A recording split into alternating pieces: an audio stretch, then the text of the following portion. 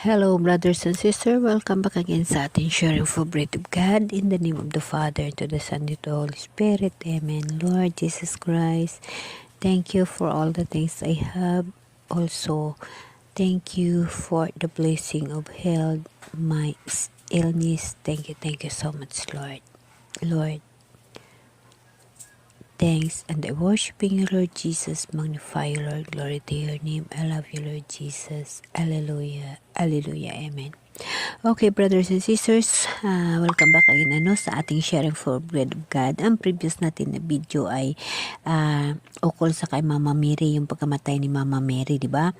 So, hindi nakalagay sa Bible kung paano namatay si Mama Mary. Ang nakalagay lamang ay inakyat sa langit, kasama ng kanyang katawan at kaluluwa. So, diyan natin makikita yung mga bagay na yon, Si Mama Mary ay isang babae na pinili ng Diyos. Siya ay nanay ni Jesus Christ, ng ating Panginoon. Mahal natin yung ating ina, how much more na hindi mahal ni Jesus Christ ang Mama Mary. So, ukol naman sa pagkamatay ni Mama Mary, maraming nagtatanong. Ito lamang ang aking masasabi bilang ultimo na nampalataya at nagtitiwala sa mahal na Diyos. Kung si Propeta Elias ay namatay, hindi siya namatay, kundi si Propetang Elias, bago magsapit ang tinatawag na kamatayon, siya ay inakyat ng Diyos, dinala siya ng Diyos sa langit, sakay ng isang bagong apoy or karawahi na apoy. So, ibig sabihin, si Elias ay hindi namatay. Hindi siya namatay. Kasi nakasulat sa Bible. Kung mababasa ninyo, makikita ninyo sa Mateo chapter 17, verse 1 to 13, si Elias, si Propeta Elias, nagpakita pa kay Jesus Christ nung panahon na yun. Hindi si Propeta Elias namatay kasi siya ay inakyat ng dragon ng apoy. Nakalagay ho yan sa Bible. So si Mama Mary, nagtatanong tayo kung paano siya namatay. Hindi rin namatay si Mama Mary. Si Mama Mary inakyat din sa langit dahil makikita natin dyan sa pahayag, hahanapin natin, kag-unawain. Dyan nakikita natin ang isang babae na hinahabol ng dragon sa pangalawang pagbabalik ni Jesus Christ, no? So si Mama Mary, hindi rin ho siya namatay. Umakyat rin ho siya sa langit. Inakyat rin sa ni Jesus Christ sa langit.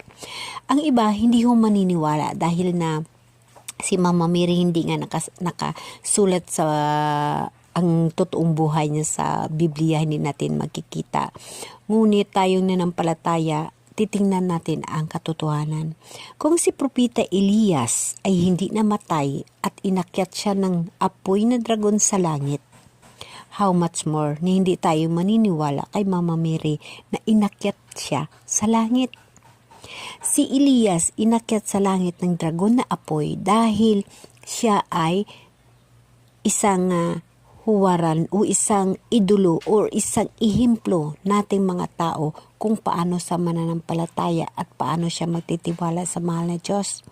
Si Elias ang niligtas ng mahal na Diyos sa isang lugar at ang nagpakain sa kanya, di ba ang uwak? So mahal siya ng Diyos at hindi ho siya namatay. Isa ho siya sa patunay na hindi ho siya namatay, kundi inakyat siya ng apoy na karwahe sa langit sa kapangyarihan ng Diyos. So, si Mama Mary, hindi ho nakalagay ang kanyang kamatayan sa Bible. Kaya, alam ko sa aking panampalataya, sa aking sariling pananaliksik at aking sariling panampalataya sa mahal na Diyos, ganon din ho si Mama Mary. Inakyat rin ho siya sa langit. Ngunit ang lahat na yan, kailangan ho natin pananaliksikan pa ng husto upang atin mapatunayan sa mga taong nakikinig at bumabasa at nakikinig kung ano man ang ating binabahagi. Tayo, ako, naniniwala at nanampalataya at nagtitiwala ng lubos kung anong aking naramdaman at ano ang aking nasaksihan. Ngunit aking dadagdagan ang pananaliksik upang lubos na maunawaan ang lahat ng mga bagay at upang makahanda sa pagharap sa pagbabalik ng ating mahal na Diyos sa ikalawang pagkakataon, sa ikalawang buhay ng ating mahal na Diyos na yun ang ibibigay sa atin upang tayo ay hukman. Brothers and sisters, tayo ay tao lamang dito sa mundo. Mga tao na ibinigay ng Diyos upang magkaroon ng pag-uunawa ng tama at mali dahil sa mga pagkakamali ng ating mga ninuno o ang pinagmulan ng ating mundo. Ayon sa ating buhay, nagmula tayo sa makasalanan sa ating kanunuan, si Adan at si Eva. So, nagkamali ho. Kaya, ang mahal na Diyos gumagawa ng paraan upang tiyak at magtagumpay siya sa kanyang gusto na ang mundo ay magkaroon ng kaharian at wala ng kasamaan na mangyayari. Yun ay ang paghukom ng ating mahal na Diyos. Aasahan natin, brothers and sisters, na tayo ay mamamatay, ngunit hindi natin alam sa kung anong paraan. Ngunit isa lamang lagi ang aking hinihingi sa mahal na Diyos. Ako'y naniniwala ng kahom ng Diyos at naniniwala ako sa mga bagay na lahat na ibibigay ng Diyos ko. Ikaw ay nanampalataya at ikaw ay umaasa at ikaw ay nananalig sa Kanya. Kung si Propeta Elias umakyat sa langit, sinakay ng karawahing apoy, at hindi natin alam ang pagkamatay ni Mama Mary, tayong mga tao sa panampalataya natin, kagaya ni Propeta Elias sa kanyang paniniwala at panampalataya at pumamahal sa Diyos, hindi siya nakaranas ng kamatayan. Inakyatan siya sa langit, nakasakay sa karawahi na apoy. So tayo bilang tao dito sa mundo, hindi natin alam ang ating buhay. Kung tayo'y mamamatay bago magdating ang ating judgment, or tayo ay aabot sa pag-judgment ng ating mahal na Diyos, isang kislap mata, babago ang mundo. Ayon sa kagustuhan ng mahal na Diyos. So sa buhay natin, sa pahukom ng mahal na Diyos, magkaroon tayo ng buhay na walang hanggan.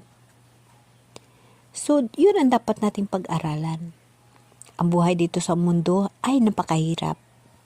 Ang buhay dito sa mundo puno ng trials. Lahat kahirapan. Bakit hindi natin pangarapin na magkaroon ng buhay na walang hanggan kasama ng mahal na Diyos sa kanyang bagong kaharian, bagong Jerusalem na kanyang gagawin para sa mga tao na nampalataya at nagtitiwala sa kanya, kasama siya sa buhay na walang hanggan. Brothers and sisters, ang lahat na iyon makakamit natin kung tayo ay naniniwala at tayo ay gagawa na ayon sa utos ng mahal na Diyos. Brothers and sisters, kung ikaw ay nanampalataya at ikaw ay mahal ng Diyos at naging saksi ka rin sa kabutihan at mga mirakulo ng mahal na Diyos, ipananatili mo ang iyong sarili upang ikaw ay magtagumpay kagaya ni Jesus Christ. Nagtagumpay sa kahirapan na naranasan niya sa mundo. Siya ay pinatay sa cross. Walang pagsisisi, walang panumbat. Ganun ang gagawin nating tao. Kung ano man ang mga trial sa buhay natin, masakit man, mahirap man, hindi ho tayo mag-complain. Hindi ho tayo magreklamo. Tatanggapin ho natin yan. Beside, hahanapan natin ng paraan at hingian ng tulong sa Holy Spirit upang malagpasan natin yan. Dahil pag tayo nanampalataya, ang lahat ho na yan, step by step, na binibigyan ng mga solusyon ng mahal na Diyos. Kasi nagtitiwala ka sa Kanya. Kaya, ito lang ang masasabi ko sa inyo. Ako ay isang saksi sa lahat ng mirakulo kag pamamahal ng mahal na Diyos. Kaya hindi ako nagbibitew sa Kanya hanggang ngayon. Lahat na trials, paghihirap sa buhay, naranasan ko. Wars, anuman na kahirapan, napakatindi, nararanasan ko. Umiiyak ako sa harap ng Diyos. Hindi ho ako nagko-complain, hindi ho ako nagrereklamo, kundi umiiyak ako at humihingi ng tulong sa Kanya. Isinusuko ko ang lahat. Pero hindi ho ako nagrereklamo. Tanggap lang ho ako kahit ano kahirap, kahit ano kasakit. Hindi ho ako nagrereklamo. Yun ho ang naging isang kaugalian na mayroon ako. Kaya hanggang ngayon, bilang isang saksi ng kagandahang loob ng mahal na Diyos at pagmamahal ng mahal na Diyos, aking nakakamtan. Mga mirakulo sa buhay na hindi ko alam na dumarating lamang. Ako'y mahirap lamang, may sakit. Sa panampalataya ko, ako'y gumaling.